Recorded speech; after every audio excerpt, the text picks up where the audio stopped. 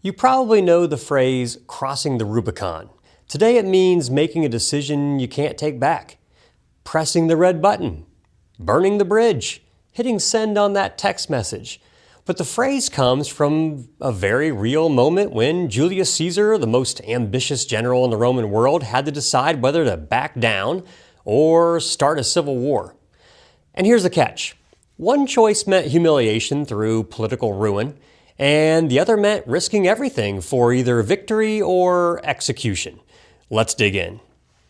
By early 49 BC, Caesar had spent years conquering Gaul, modern-day France and Belgium. He became rich, powerful, very popular with the Roman people. That made the Senate pretty nervous. It also made Pompey nervous, Caesar's former ally turned rival, who now was the Senate's favorite.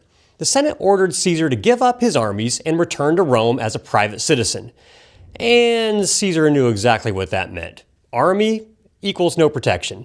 No protection equals instant prosecution, exile, or worse. So Caesar had a choice. Go home quietly and watch his enemies destroy him, or take the massive gamble of leading his army into Italy, something Roman law strictly prohibited. That gamble began at a small river in northern Italy, the Rubicon. And here's how the historian Suetonius describes the exact moment written about 150 years later.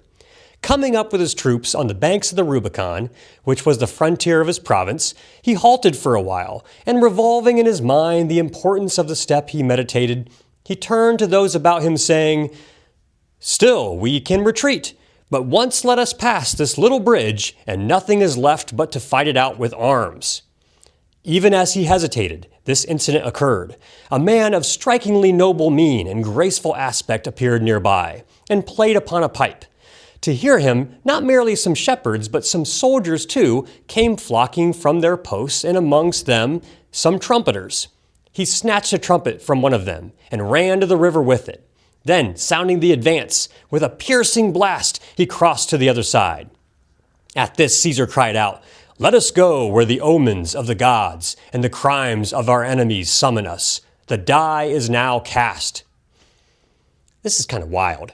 Ancient writers weren't exactly shy about adding signs, omens, and mysterious strangers. But the message is clear. The gods, or at least the storytellers, were pushing Caesar forward.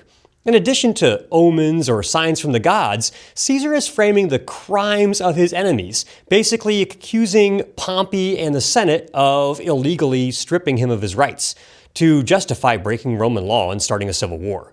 When Caesar said, "the die is cast," he meant he had rolled the dice, or technically the die, singular in this case, and placed his bet on his entire future. Crossing the Rubicon was the biggest gamble of Caesar's life. If he crossed the river and lost, he'd be executed. If he crossed the river and won, he'd take control of Rome. But there was no middle option, no turning back. So in true Caesar fashion, he took a look at the risk and shrugged and basically said, "Let's roll the die. Let's gamble everything." And from that moment on, history was never the same. This is Have to Know History. History you just have to know. Thanks for being here.